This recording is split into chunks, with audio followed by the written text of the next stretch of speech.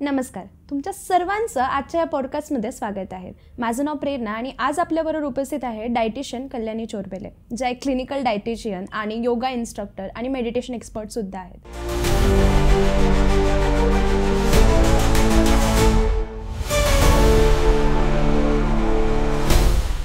आपल्या दैनंदिन जीवनात आपल्याला हा प्रश्न नक्कीच पडतो की आपण जे आहार खातोय ते योग्य आहे की अयोग्य. याच विषयी आपण त्यांच्याकडून आज सविस्तर माहिती जाणून घेऊया. नमस्कार. नमस्कार. तर डायटिशियन कल्याणी, तुमचा हा डायटिशियन बनण्याचा प्रवास कसा सुरू झाला? तसं बघितलं गेलं तर हा प्रवास खूप सुंदरपणे सुरू झाला. बालपणात सगळेच जण स्वप्न बघतात. असं एक स्वप्न मीही बघितलं होतं की मला डॉक्टर व्हायचं आहे. पण जेव्हा आजूबाजूच्या लोकांचा अनुभव घेतला तेव्हा लक्षात आलं की भरपूर डॉक्टर आहेत जे मेडिसिन्स देत आहेत. पण जेव्हा आपण जन्माला आलो, आपली सुरुवात जी होती ती आईच्या दुधापासून झाली. म्हणजे की आपल्या जीवनाची सुरुवातही ही खाण्यापासूनच झाली. तेव्हा लक्षात आलं की जर प्रत्येक आजार सुरू होतोय तर त्या प्रत्येकाचा उपचार पण आपल्या डाएटमध्येच आहे. आणि त्यानंतर मी निवड केली की मला जे करायचं आहे ते ह्या डाएटमधनंच भेटेल. आणि जेव्हा ह्या प्रवासाला सुरुवात झाली ॲज अ डायटिशियन, मला एक गोष्ट रिअलाईज झाली की फक्त डाएट ही एक गोष्ट कोणत्या शरीरावर काम करत नाही. डाएटसोबत फिजिकल ॲक्टिव्हिटी आणि त्याचसोबत मानसिक शांतता, या 3 गोष्टी जेव्हा सोबत येतात तेव्हा तुम्ही कोणताही आजारावर उपचार करू शकता.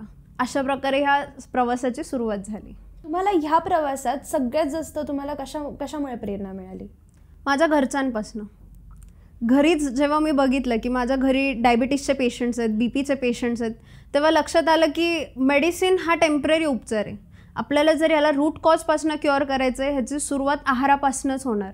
आणि जेव्हा जेव्हा आहार, त्यानंतर आपली फिजिकल ॲक्टिव्हिटी इम्प्रूव्ह होते तर आपण कोणताही डिसीज, जसं की मी म्हटलं, कोणताही डिसीज आपण क्युअर करू शकतो. तर हीच माझी इन्स्पिरेशन होती की या जर्नीला मी सुरुवात करावी. तर आपण आता आहाराकडे वळूया. आहाराचा आपल्या जीवनशैलीवरती आणि आपल्या आरोग्यावरती कसा परिणाम होतो? ही गोष्ट खूप अमेझिंग आहे. कारण आपण जेव्हा आहार ग्रहण करतो तो आहार आपल्या बॉडीवर एक एनर्जीसारखं काम करतो. आणि आपण म्हणतो ना, जर पॉझिटिव्ह एनर्जी आत घेतली तर आता आपली बॉडीसुद्धा पॉझिटिव्हलीच रिॲक्ट करणार. तर तसंच आपल्या आहाराचं आहे. पोषणदायी आहार जर आपण आपल्या बॉडीला देतोय तर आपली बॉडी त्याप्रमाणेच ग्रो होणार. आणि तेच जर आपण बॉडीला चुकीचा आहार देतोय, जसं की जंक फूड किंवा बाहेरचं खाणं, तर आपली बॉडी तेवढी निगेटिव्हलीच रिॲक्ट करणार. त्यामुळे जर पोषणदायी आहार तुम्ही घेताय तर तुमची बॉडी एकदम एनर्जेटिक असणार, तुमचं दिवसेंदिवस फ्रेशनेस वाढत जाणार and you will live a beautiful lifestyle. संतुलित आहार म्हणजे काय? संतुलित आहार, ज्याला इंग्लिशमध्ये आपण एक बॅलन्स्ड डाएट म्हणतो. संतुलित आहार हा एक असा आहार आहे जो आजच्या दैनंदिन जीवनात जे आसपासचे लोक आहे यांना कन्झ्युम करणं किंवा घेणं खूप कठीण जातोय. पण ही सगळ्यात सोपी गोष्ट आहे. आणि जेव्हा तुम्ही संतुलित आहार घेणार तर तुमची बॉडी तेवढी पॉझिटिव्हली रिॲक्ट करणार. ते कसं? तर एक बॅलन्स्ड डाएट किंवा संतुलित आहारामध्ये कार्बोहायड्रेट, प्रोटीन, फॅट्स, विटॅमिन्स आणि मिनरल्स या 5 गोष्टींचा समावेश असतो. तर आपल्या प्लेटमध्ये आपल्याला हेच बघायचं आहे की ह्या 5 गोष्टी आपल्या प्लेटमध्ये आहेत की नाही आहेत. आणि जर असतील तर ह्याचं इम्पॅक्ट आपल्या बॉडीवर तेवढंच चांगल्या प्रकारे होणार. तर आपण आता पाहतो की आजकाल लोक वजन कमी करण्यासाठी किंवा वाढवण्यासाठी बऱ्याच गोष्टींचे आधार घेतात. तर आपण नॅचरल डाएटमधून आपण कसं काय वजन कमी किंवा वाढवण्यावरती काम करू शकतो? 3 गोष्टींवर आपलं डाएट डिपेंड करतो. जर एखाद्याला वजन कमीही करायचं आहे किंवा वाढवायचं आहे तर त्याचं बॅलन्स्ड मस्ट आहे. तर हा जो बॅलन्स्ड आहे हा त्याच्या डाएटमध्ये, त्यांच्या फिजिकल ॲक्टिव्हिटीमध्ये आणि त्याचसोबत त्यांच्या झोप किती होती आहे या 3 गोष्टींवर डिपेंड करतं. जर बॅलन्स डाएट तुम्ही घेताय ज्यात की फायबरचा समावेश जास्त असावा तर तो वजन कमी करण्यासाठी हेल्पफुल असेल. त्याचसोबत ठीक आहे, तुम्हाला रोज योगा पॉसिबल नाही, पण तुम्ही कमीत कमी 30 मिनटं जरी वॉक रोज केलं ना तर तुमची फिजिकल ॲक्टिव्हिटी प्रॉपरली होती. आणि सगळ्यात महत्त्वाचं की आजच्या आपण दैनंदिन जीवनात बघतोय की लोकांचा स्ट्रेस हा फॅक्टर खूप वाढला आहे, ज्यामुळे लोकांची झोप होत नाही आहे. तर ही झोप जर प्रॉपर झाली तर तुमचं पचनशक्ती जी आहे आपल्या बॉडीची ती खूप प्रॉपर होईल. आणि त्यानंतर वजन कमी करणं किंवा वजन वाढवणं अजूनही सोपं पडेल. आणि आजकाल लोक सप्लिमेंट्स किंवा अशा वेगळ्या गोष्टींचा पण आधार घेतात. तर आपण त्यांना नॅचरल डाएटविषयी कसं त्यांना कन्व्हिन्स करू शकतो किंवा ते कसं महत्त्वाचं आहे हे कसं तुम्ही सांगाल? याची सुरुवात मी अशी करेल की सप्लिमेंट्स तर आत्ता आलेत. आपण जर आधीच्या काळाच्या लोकांचा विचार केला तर ते नॅचरल डाएटवर होते. त्यावेळेस काहीही आर्टिफिशियल सप्लिमेंट्स हा विषयच नव्हता. तर सगळ्यात सोपं जर सांगायला गेलं तर आर्टिफिशियल सप्लिमेंट्स जे आहे हे ऑप्शन तेव्हा असायला हवं जेव्हा आपण नॅचरली कोणतंही डाएट घेऊ शकत नाही. जर तुम्हाला वजन कमी करण्यासाठी किंवा वाढवण्यासाठी डाएट हवं आहे तर सप्लिमेंटपेक्षा तुम्ही जेवढं नॅचरल डाएटवर जाणार तुमची बॉडी तेवढी चांगली असणार. कारण आपण भाकरी चपाती भाजी भात खाणारे लोक आहे, तर एका सप्लिमेंटने आपण अख्खं मील रिप्लेस नाही करू शकत. आणि सप्लिमेंट आपण लाईफ लाँग कॅरी नाही करू शकत, कारण आपण ताट भरून जेवणारे लोक आहोत. तर डेफिनेटली जर ताट भरून जेवता येत असेल, तुमची बॉडी तेवढी एक्सेप्टेबल आहे की तुम्ही नॉर्मली नॅचरली जेवण करू शकता, तर डेफिनेटली आर्टिफिशियल सप्लिमेंट्सवर तुम्हाला शिफ्ट व्हायची गरज नाही आहे. बरोबरच. माझा पुढचा प्रश्नही नेमकी त्याच रिलेटेड होता की पूर्वीच्या काही लोक एकदम असे म्हणजे नॅचरल डाएट आपलं जे आपण नॉर्मली जेवतो तेच जेवण करायचे, पण तरीसुद्धा ते किती फिट असायचे. तर आजकाल असं आपण फास्ट फूडवरती रिलाय करतो, पण तरीसुद्धा कसं गोष्टीवरती आपण आजच्या काळात आपण कसं या गोष्टीवरती काम करू शकतो, किंवा तेव्हा त्या टायमिंगवरती त्यांचं काम वगैरे गोष्टी पण त्या गोष्टीवरती प्रभाव करायचा त्यांच्या फिटनेसवरती. पण आज आपल्याला most of the IT jobs असतात किंवा वर्क फ्रॉम होम असतं, मग त्याला आपण घेऊन कसं डाएटवरती आपण लक्ष देऊ शकतो? वेल, ही गोष्ट खूप महत्त्वाची आहे, कारण आधीच्या काळी लोकांना फिजिकल ॲक्टिव्हिटी खूप होती. कारण आधीच्या काळी लोक शेती करायचे, वॉक करायचे, फॅमिली टाईमसोबत टाईम स्पेंड करायचे, सोबत जेवायला खाली बसायचे. आजकाल IT जॉब्समुळे झालं काय, पहिली गोष्ट तर लोक जंक फूडवर रिलाय करायला लागले. दुसरी गोष्ट फिजिकल ॲक्टिव्हिटी एकदम कमी झाली आणि कम्प्लिटली सिटिंग वर्क झालं आहे, ज्यामुळे फिजिकल ॲक्टिव्हिटी लोक करत नाही आहे. आणि या सगळ्याचा परिणाम त्यांच्या बॉडीवर खूप भयंकरपणे होतो आहे. आणि आत्ताही जर आपण आजची जनरेशन जर सुधारली नाही तर येणाऱ्या पुढच्या पिढींना या सगळ्या गोष्टींचा भरपूर त्रास असणार आहे. त्यामुळे ठीक आहे, तुम्ही IT जॉब्स करत आहात, पण तुम्ही एक टाईमचं जेवण खाली बसूनही करू शकता. तुम्ही स्पून्सने जेवण करता, पण तुमच्या 5 बोटांमध्ये, आपण जे म्हणतो ना 5 तत्व असतात, ते 5 तत्व तुमच्या बोटांमध्ये आहेत. तर एका वेळेचं जेवण तरी तुम्ही 5 बोटांनी करा. या छोट्या छोट्या गोष्टी. आणि त्याचसोबत ठीक आहे IT जॉब आहे, तुमचं पूर्ण काम सिटिंग आहे, पण तुम्ही 15 मिनटं तरी दिवसाच्या जेवणानंतर तुम्ही काढू शकता की तुम्ही एक वॉक तरी कराल. कारण आपण स्क्रोलिंगमध्ये एवढं बिझी झालो आहे ना की ह्या गोष्टींकडे आपलं लक्षच नाही आहे.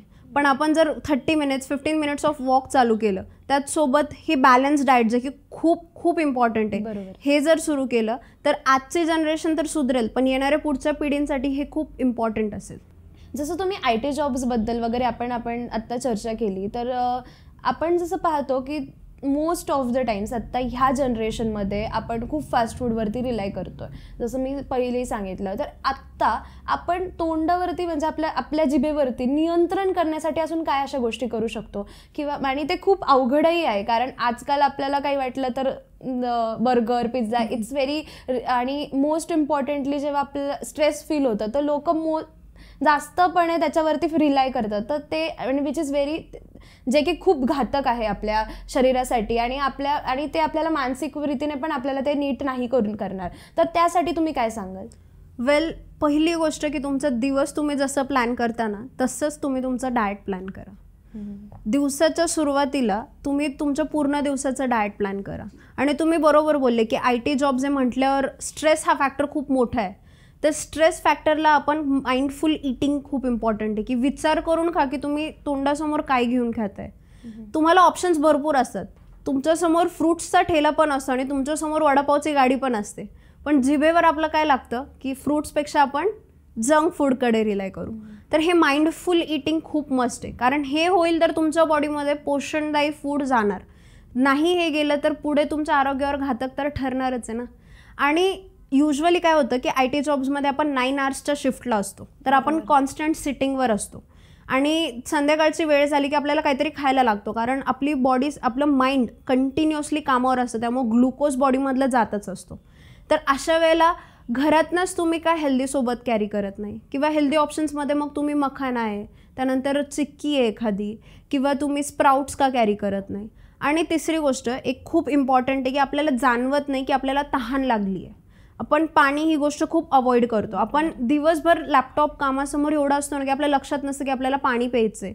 आणि खूप इम्पॉर्टंट आहे, तुम्ही जर पाणीकडे लक्ष द्याल ना, तुमचं हे जे स्ट्रेसफुल ईटिंग तुम्ही बोलताय ना की स्ट्रेस आलं की मी काहीतरी जंक फूड खातोय, ही ईटिंग तिथेच थांबेल.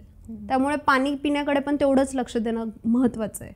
IT जॉब्सचे जे लोक असतात त्याच्याबद्दल तर आपण चर्चा केलीच, पण मला त्याच वरती मला अजून एक गोष्ट आठवली की आपले जे आई वडील असतात, मोस्ट इम्पॉर्टंटली ते आत्ता म्हणजे त्यांचं जॉब वगैरे करून आल्यानंतर आणि त्यांचं एक सवय असते की मला 9 किंवा 10 नंतरच जेवायचं आहे. आणि मी असं कुठेतरी ऐकलं होतं की आपण 6च्या पहिले जेवण केलं पाहिजे किंवा एक टाईम असला पाहिजे. बट ते टाईम महत्त्वाचे आहेत का त्या आहारासाठी? खूप महत्त्वाचे आहे. कारण आपण असं म्हणतो की सनसेट नंतर म्हणजे सूर्यास्त झाल्यानंतर आपली बॉडी जे आपण दिवसभरात खाल्लं आहे ते सगळं बाहेर टाकण्याच्या सिच्युएशनमध्ये असते.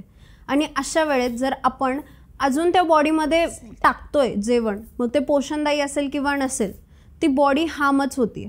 त्यामुळे हे टायमिंग्स खूप महत्त्वाचे आहे. म्हणजे जसं की आपण म्हटलो की आता बाबा हे लोक तर रात्री लेट येतात, लेट नाईट्स येतात, तर त्यावेळेसचं त्यांचं मील प्लॅन खूप इम्पॉर्टंट आहे. कारण आपण जर त्यावेळेला त्यांना चपाती, भाकरी, भात, डाळ, भाजी एवढं हेवी जेवण देतोय आणि पूर्ण दिवस काम केल्यानंतर आपली मनाची तयारी नसते की आपण रात्री वॉकवर जाणार किंवा मी अर्धा तास वॉक करेल किंवा वज्रासनमध्ये बसणार, हा फॅक्ट आहे. तर अशा वेळेस रॅदर देन पूर्ण ताट भरून जेवण करण्यापेक्षा जेवढं हलकं जेवण तुम्ही रात्री कराल ना, तेवढं तुमच्या बॉडीवर घातक परिणाम कमी होतील. परिणाम होणारच, कारण सनसेट हा पॅटर्न खूप मॅटर करतो, कारण ती आपल्या बॉडीची बायोलॉजिकल क्लॉक आहे. पण जेवढं परिणाम व्हायला पाहिजे त्यापेक्षा तर नक्कीच कमी होतील. आहाराचा आपल्या मानसिक आरोग्यावर कसा परिणाम होतो? खूप महत्त्वाचं आहे. कारण स्ट्रेस, जसं की तुम्हीच आधी म्हटलं की स्ट्रेस आलं की आपण जंक फूडकडे वळतोय आणि जंक फूड बॉडीमध्ये टाकलं की आपल्याला कळतंच की आपण आपल्या बॉडीला हार्म करतोय. तर जर तुम्ही पोषणदायी जेवण घेताय, म्हणजे जसं की मी म्हणते की तुम्ही तुमचं डे पूर्ण प्लॅन करा. तुमचा ब्रेकफास्टपासनं तुमचं लंच, तुमचं इव्हनिंग स्नॅक किंवा तुम्ही डिनरला काय खाताय हे जर तुम्ही प्लॅन केलं ना, तर तुम्ही तेवढं एनर्जेटिक राहणार. कारण तुमचं मील प्लॅन्ड आहे, म्हणजे तुम्हाला कळतं की तुम्ही ताटात काय घेऊन खाताय.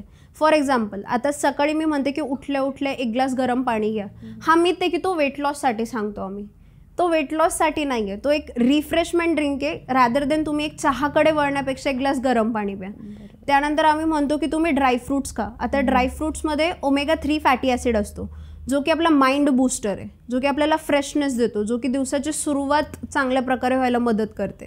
तर अशी जर माइंडफुल इटिंग असेल तर फ्रेशनेस सगळ्यात आधी, त्यानंतर पॉझिटिव्हिटी बॉडीमध्ये, त्यानंतर आपली इम्युनिटी जी की आपण म्हणतो रोगप्रतिकारक क्षमता, ही क्षमता देखील वाढते.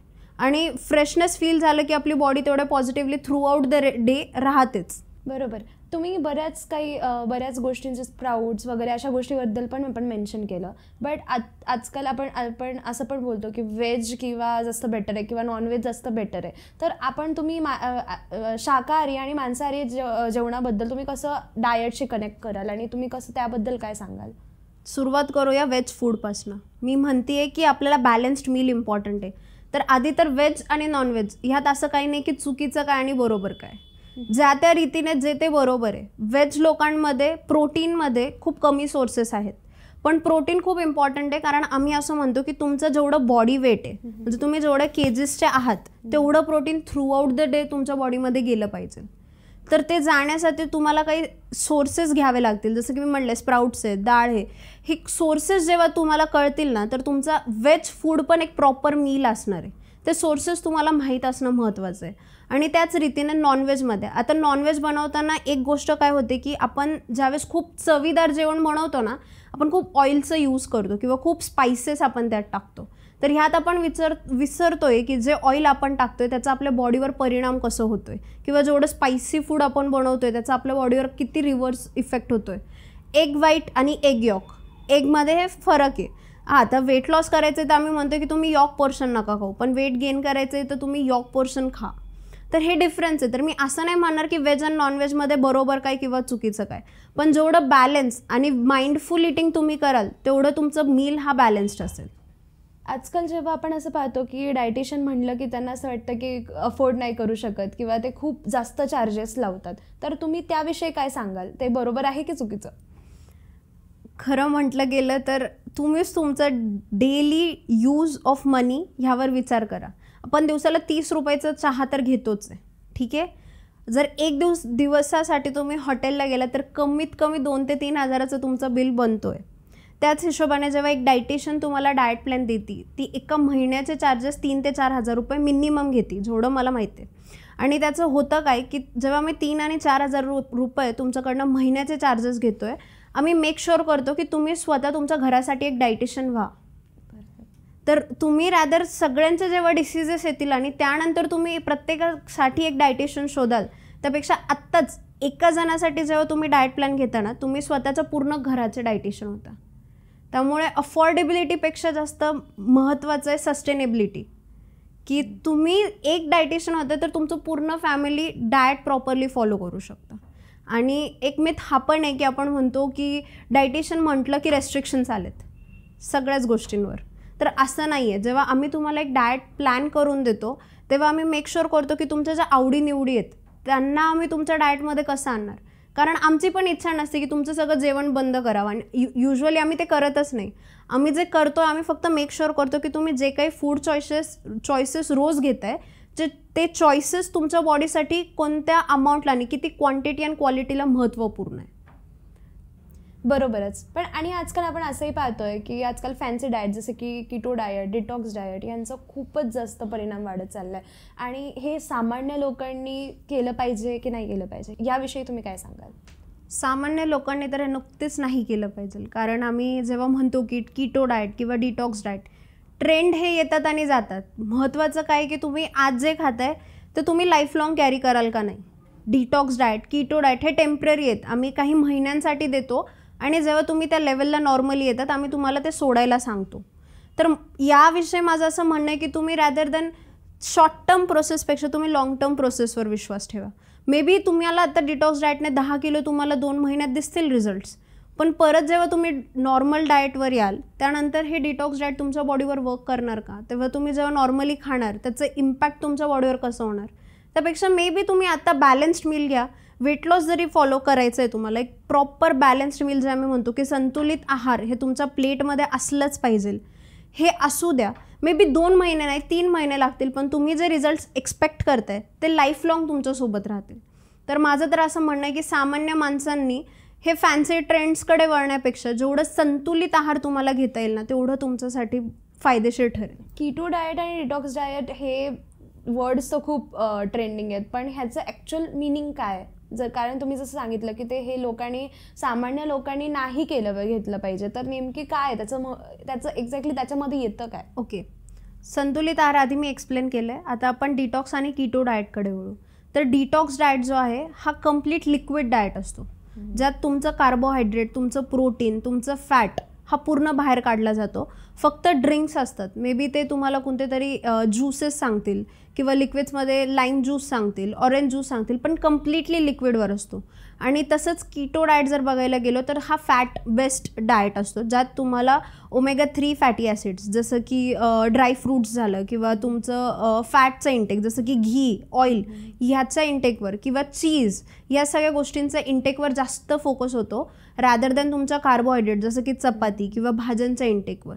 त्यामुळे कीटो डाएटमध्ये तुमचा फॅट इंटेक जास्त वाढतो आणि तुमचं कार्बोहायड्रेट, प्रोटीन, फायबरचा इंटेक कमी असतो.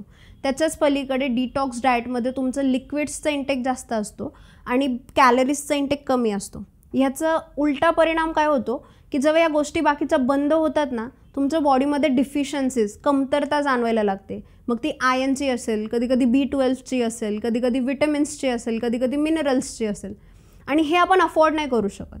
त्यामुळे माझं म्हणणं हेच आहे की हे फॅन्सी डाएट्सकडे वळण्यापेक्षा एक संतुलित आहार तुम्ही रोज फॉलो करायला पाहिजे. बरोबर. आणि तुम्ही खूप डिटेल्डमध्ये तिन्ही विषयी सांगितलं, पण आता संतुलित आहारमध्ये तुम्ही डेली डाएटमध्ये नेमके काय काय गोष्टी मेन्शन होतात आणि कसं आपण एक सामान्य लोक आपला डाएट प्लॅन कसं बनवू शकतात? ओके, हा खूप महत्त्वाचा प्रश्न आहे असं मी म्हणेल या पॉडकास्टमध्ये. कारण जेव्हा आपण एक दिवसाचा डाएट प्लॅन करतो ना, आपल्याला मेक शुअर करायचं असतं की आपल्या पूर्ण दिवसामध्ये आपले सगळे कॅलरीजचं इंटेक आपल्या बॉडीमध्ये प्रॉपरली होणार. तर याची सुरुवात जसं की मी म्हटलं, सकाळी उठल्या उठल्या तुम्ही 1 ग्लास पाणी प्या. मग ते तुम्हाला गरम पाणीही तुम्ही पिऊ शकता किंवा नॉर्मल टेम्परेचरचं पाणीही तुम्ही पिऊ शकता. त्यानंतर तुम्ही ड्रायफ्रूट्स घ्या. आता कोणाकोणाला ड्रायफ्रूट्स नाही जमत असेल तर तुम्ही नॉर्मली सीड्स पण घेऊ शकता, जसे की पंपकिन सीड्स झालं, सेसमे सीड्स झालं, फ्लॅक्स सीड्स झालं. त्यानंतर ब्रेकफास्ट हा फर्स्ट मील आहे, त्यामुळे ब्रेकफास्ट हे करायलाच पाहिजे. काहीही होऊ द्या, तुम्ही सकाळी 6 वाजता जरी तुम्ही जॉबवर निघताय, तुम्ही ब्रेकफास्ट करूनच निघायला पाहिजे. कारण फर्स्ट मील आहे आणि हा तुमचा पॉवर पॅक असतो पूर्ण दिवसाचा. त्यामुळे ब्रेकफास्टमध्ये तुम्ही पोहा घ्या, उपमा घ्या, उसळ घ्या, मेक शुअर करा की बॅलन्स्ड मील असेल. हा विषय निघालाच आहे ब्रेकफास्टचा, तर आपण चहा हा विषय विसरायला नको. चहा खूप लोकांचा दिवसाचा पहिला मील असतो आणि चहा घेतल्याने जो त्रास होतो आहे तो आत्ता लोकांना जाणवत नाही आहे. त्यामुळे कॉन्स्टिपेशन, कधीकधी ॲसिडिटी, हार्टबर्न ह्यासारख्या गोष्टी लोकांना दैनंदिन दिवसात रोज वाटायला लागलेत. तर त्याचं सगळ्यात इम्पॉर्टंट रिझन आहे कारण चहामध्ये कॅफेन हा कंटेंट असतो जो की आपल्या स्टमकमधल्या ॲसिड्सला ट्रिगर करतो, ज्यामुळे ॲसिडिटी, हार्टबर्न या सगळ्या गोष्टी जाणवतात. पण मग आता प्रश्न पडेल की चहा बंद करायला पाहिजे का? तर मी म्हणेल नाही, असं नका करू. पण दिवसाची सुरुवात चहापासून नका करू. तर तुम्ही मे बी चहासोबत एखादं कार्बोहायड्रेट ॲज इन एक बिस्किट खाऊ शकता. ते पॉसिबल नसेल तर तुम्ही आधी ब्रेकफास्ट करा, त्यानंतर तुम्ही चहा घ्या, तर हेही चालेल. ब्रेकफास्टनंतर मिड मॉर्निंग हा पिरियड आपण सगळेच स्किप करतो, जो की 11 ते 12च्या दरम्यानचा असतो. आणि ह्या दरम्यान आपण काहीच घेत नाही. आपण सकाळी सपोज 9ला नाश्ता करतोय तर 2ला जेवण करतो. बरोबर. आणि फास्टिंग खूप जास्त होतंय. तर 11 ते 12 हा पिरियड एक फ्रूट खाण्यासाठी सगळ्यात योग्य वेळ आहे. त्यामुळे तुम्ही ह्या पिरियडमध्ये एक फ्रूट खा, त्यानंतर 1-1:30ला जेवण करा. आता जेवण कसं असलं पाहिजे, जसं की मी खूप वेळापासून रिपीट करते, संतुलित आहार.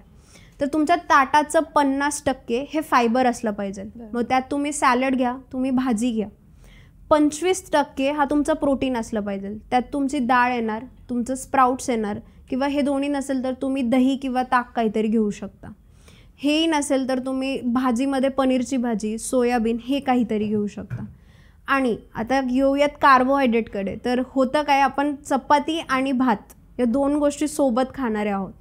टिपिकली ही आपल्या प्लेटमध्ये गोष्ट असते जी की आपण सोबत खातो. पण ह्याचे दुष्परिणाम जास्त आहेत. कारण जेव्हा आपण आपली बॉडी ना वन वे, आणि जेव्हा तुम्ही 2 गाड्या एका सोबत बॉडीमध्ये टाकताय ना, कुठे ना कुठे ॲक्सिडेंट होणारच आहे. त्यामुळे माझं सजेशन असं असेल की ह्या वेळेला तुम्ही एकतर चपाती खा किंवा भात खा. नाहीतर आपण जे म्हणतो ना की मी तर खूप कमी जेवते पण माझं वजन का वाढतंय, त्याचं कारणच आहे की तुम्ही भात तर फेमसच असतो. एक्झॅक्टली माय पॉईंट. तर त्यामुळे तुम्ही एकतर चपाती खा नाहीतर भात खा. बरोबर. आणि प्रोबायोटिक्स, प्रीबायोटिक्स हे पण खूप महत्त्वाचे आहे. कारण फक्त कार्बोहायड्रेट, प्रोटीन आणि फॅटने आपलं मील नाही रेडी होत. त्यामुळे दही किंवा ताक हे दुपारच्या जेवणात असू द्या. हे झालं आपलं लंच. आता आपण वळूया पुढचं मील, जो की आपलं स्नॅक्स असतो. स्नॅक पिरियडला आता एकतर तुम्ही चहा घेणारे आहात तर तुम्ही ग्रीन टीवर नक्कीच शिफ्ट व्हायला हवं. कारण सकाळचा 1 कप चहा झाला आहे. तुम्हाला जर खरंच बॅलन्स्ड मील हवं आहे, बॅलन्स लाईफस्टाईल हवी आहे, तर यासाठी संध्याकाळचा जो चहा आहे त्याला ग्रीन टीवर तुम्ही शिफ्ट करा किंवा सिनेमन टीवर तुम्ही शिफ्ट करू शकता. आणि त्याचसोबत आता खायचं काय हा खूप मोठा प्रश्न असतो कारण स्नॅक पिरियड आहे. तर तुम्ही यावेळेला भेळ खाऊ शकता, भेळ नाही तुम्ही खाकरा खाऊ शकता, प्रोटीनसाठी मखाना खाऊ शकता किंवा थोडंसं पॉपकॉर्न असं काहीतरी खाऊ शकता. आणि इव्हनिंग मील जो की आपला डिनर सगळ्यात महत्त्वाचं. तर जर तुम्ही लवकर करताय तर प्लीज सनसेटच्या आधी तुमचं डिनर झालं पाहिजे. ह्यामुळे तुम्ही जे म्हणतो ना आपण की किती वर्ष आपण जगू शकतो, तर सपोज 80 जर आपला ॲव्हरेज असेल तर तुम्ही 90पर्यंत नक्कीच जगाल जर तुम्ही सनसेटच्या आधी जेवण करताय तर. आणि रात्रीचं मील जो की डिनर आहे हा सगळ्यात लाईट असणं महत्त्वाचं आहे. तर ह्यामुळे तुम्ही रात्रीच्या जेवणात भाकर आणि 1 भाजी विथ डाळ, कारण प्रोटीन खूप महत्त्वाचं आहे. त्यामुळे प्रोटीनमध्ये तुम्ही डाळ घ्या किंवा बिर्याणी असं काही बनवतं आहे तर मेक शुअर करा की तुमचं त्यात प्रोटीन म्हणून पनीर किंवा लेग पीसेस असं काहीतरी नक्कीच ॲड होणार. आणि रात्रीचं डिनर झाल्यानंतर हे मी दरवेळेस सांगते की तुम्ही जेव्हा कोणतंही मील घेताय, तुमचं लंच असू द्या, तुमचं डिनर असू द्या, एक 20 मिनटाच्या गॅपने 15 मिनटं तरी नक्कीच वॉक करा. कारण तुम्ही जे खाताय त्याचं डायजेशन, त्याचं ॲब्सॉर्प्शन हे बॉडीमध्ये चांगल्या प्रकारे झालं पाहिजे. तर नक्कीच तुम्ही त्याच्यानंतर वॉक करा. ही माझी लाईफस्टाईल एक डाएट प्लॅन असेल जे तुम्ही फॉलो केलं तर नक्कीच तुमची जी लाईफस्टाईल आहे ती प्रॉपर होईल.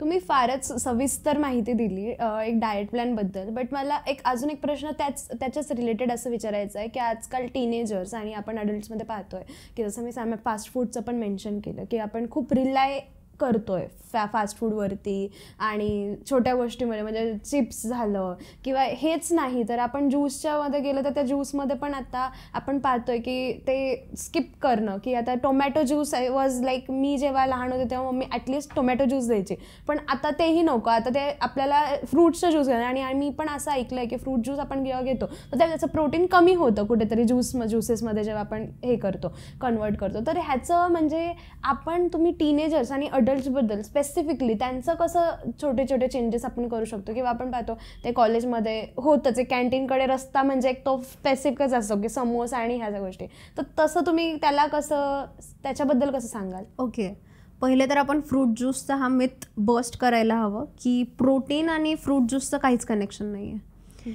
फ्रूट ज्यूसेस आम्ही अवॉइड करायला सांगतो, त्याचं मागचं कारण असं आहे की जेव्हा आपण एक होल फ्रूट खातो तो आपल्याला गुड अमाऊंट ऑफ फायबर आणि मिनरल्स देतो, पण जेव्हा आपण त्याच फ्रूटला एका फ्रूट ज्युसरमध्ये टाकतो आणि पूर्ण क्रश करतोय तर त्यातलं पूर्ण जे व्हायटमिन मिनरल्स किंवा जो फायबर आपल्याला भेटायला हवं होतं त्याची क्वांटिटी पूर्ण रिड्यूस झालेली असते. सो तो फ्रूट ज्यूस फक्त एक पाण्याचा ग्लास आहे. सो बेटर ना की आपण ज्या गोष्टींसाठी ते फ्रूट्स बनलेच नॅचरली आपल्याला विटॅमिन अँड मिनरल्स द्यायला आहे तर ते नॅचरलीच घेऊयात ना की त्याला ज्यूसेसमध्ये कन्वर्ट करूयात. त्यामुळे आम्ही म्हणतानाच म्हणतो की फ्रूट ज्यूसपेक्षा ऑलवेज प्रेफर एक होल फ्रूट खाणं. आणि जसं की तुम्ही म्हटलात की टीनेजर्स अँड जंक फूड खूप मोठा प्रश्न आहे, तर आता इथे सुरुवात करायला आपण कॅन्टीन्स तर नाही बदलू शकत, पण डेफिनेटली आपण तिथे एक्स्ट्रा गोष्टी आपल्या कॉलेजेसमध्ये नक्कीच ॲड करायला सांगू शकतो की जिथे तुम्हाला व्हेजिटेबल सँडविच भेटू शकतो आणि तुम्ही तळलेला वडा खाऊ शकता. तुम्ही प्रेफर काय करायला हवं? A sandwich that has vegetables right, rather than एक ऑइलमधून तळलेलं तुम्ही जंक फूड म्हणून वडापाव खाणार. त्याच्यानंतर फ्रूट्स हे जर तिथे अवेलेबल असतील तर it's more than healthy. Cadbury's very specific, teenager stress आलं की कॅडबरीजकडे वळतात, तर वाय नॉट त्या डेअरी मिल्क्सपेक्षा तुम्ही डार्क चॉकलेटकडे वळा. प्रत्येक गोष्टीला तुम्हाला अल्टरनेटिव्ज आहेत. तुम्हाला माइंडफुल ईटिंग इम्पॉर्टंट आहे.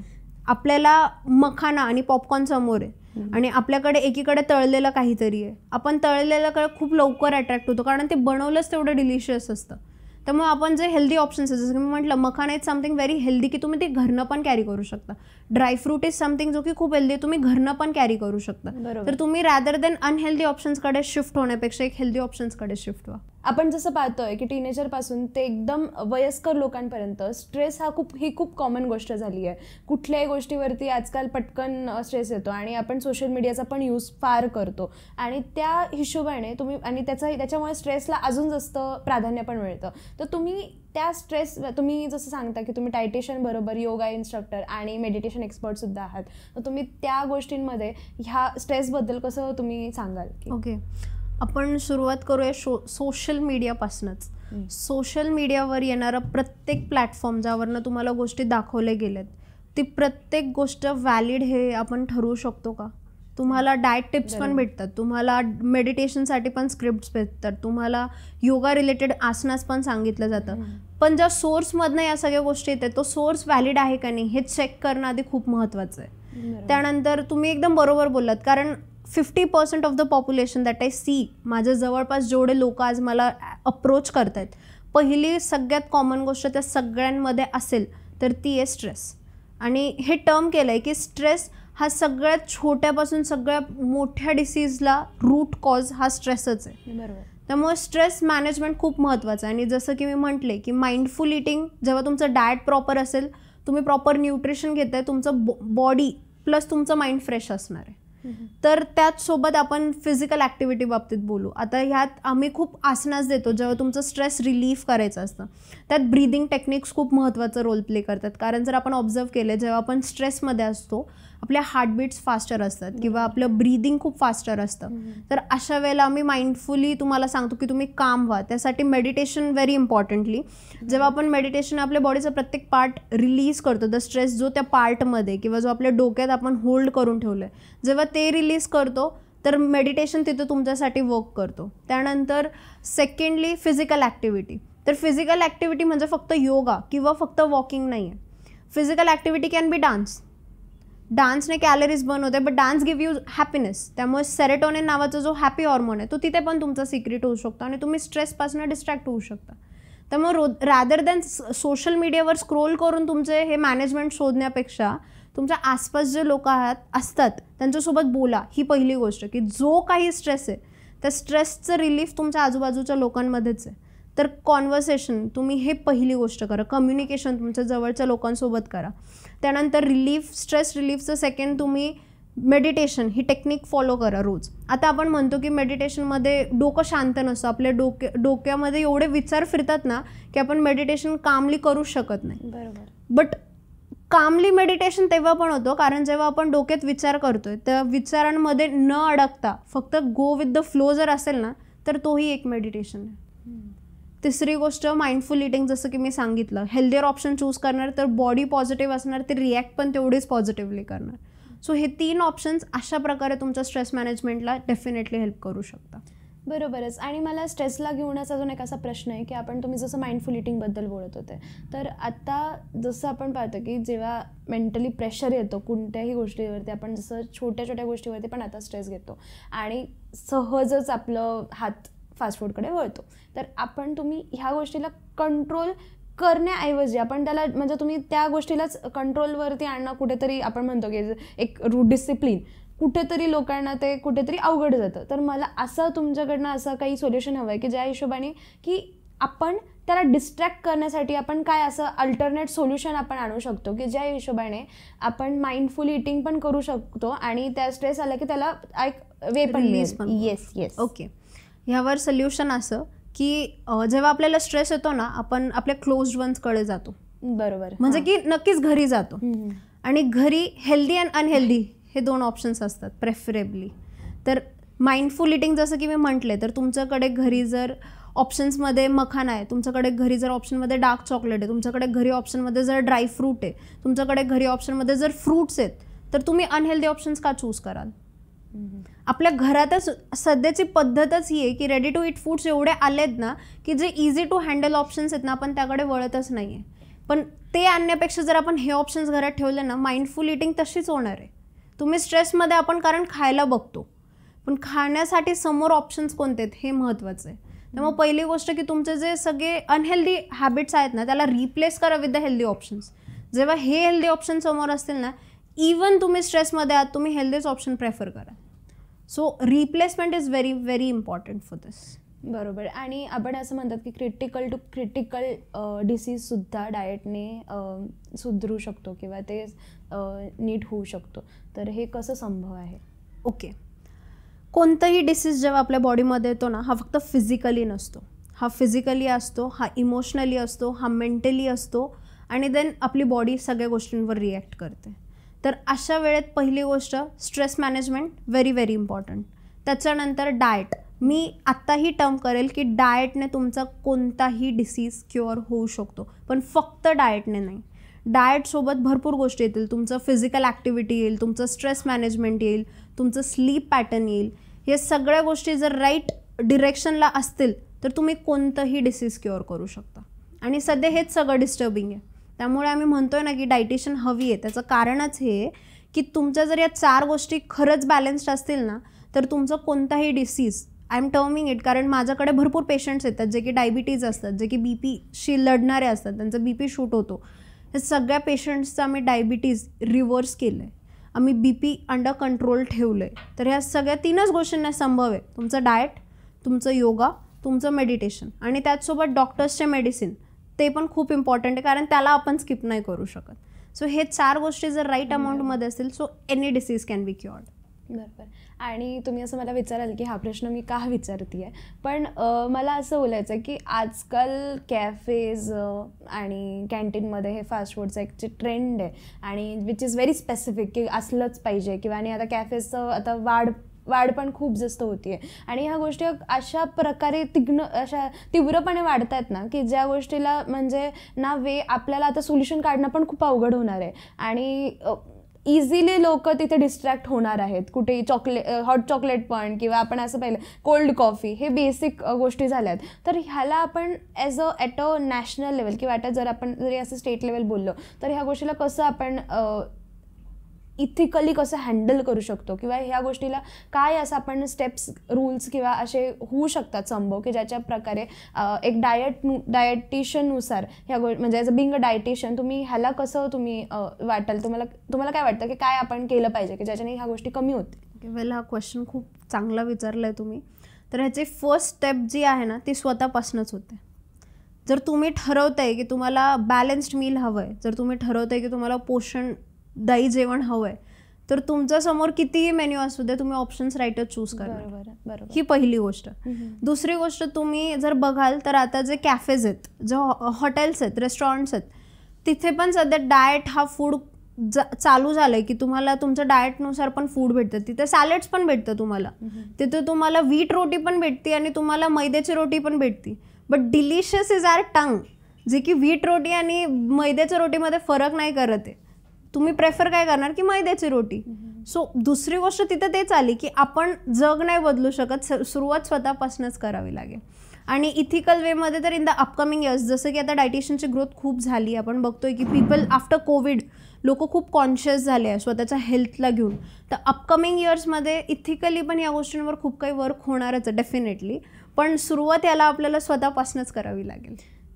तुम्ही खूपच सुंदर प्रकारे याचं उत्तर दिलं. माझा पुढचा प्रश्नही तुमच्यासाठी असाच आहे की डायटिशियन म्हणलं, तुम्ही जसं बोलला की प्रत्येक घरात एक डायटिशियन हवाच, आणि बरोबरच आहे तुमचं पण म्हणणं. आणि डायटिशियन सगळ्यांनीच एक, कोणी कुठल्याही फील्डमध्ये असो, सगळ्यांनी डाएटबद्दल थोडंफार का व्हायना त्याच्याबद्दल नॉलेज घेतलं पाहिजे आणि त्याला इम्प्लिमेंटही केलं पाहिजे. पण त्याचबरोबर आपण जेव्हा पाहतो की एक करिअर म्हणून जेव्हा तुम्ही ॲज अ डायटिशियन त्याला परस्यू केलं आहे, तर तुम्हाला काय वाटलं? तर स्टार्टिंगमध्ये तुम्हाला खूप असं वाटलं होतं का ते गोष्ट वर्क होईल की नाही होईल? तर आजकालची पिढी जी डायटिशियनमध्ये आत्ता वळणार आहे, तर डॉक्टर सगळेच बनतात किंवा गायनोकोलॉजिस्ट, हे पर्टिक्युलर डॉक्टर्स खूप आत्ता म्हणजे त्यांना एक आवड आहे आणि ह्या गोष्टी खूप पॉप्युलर आहेत.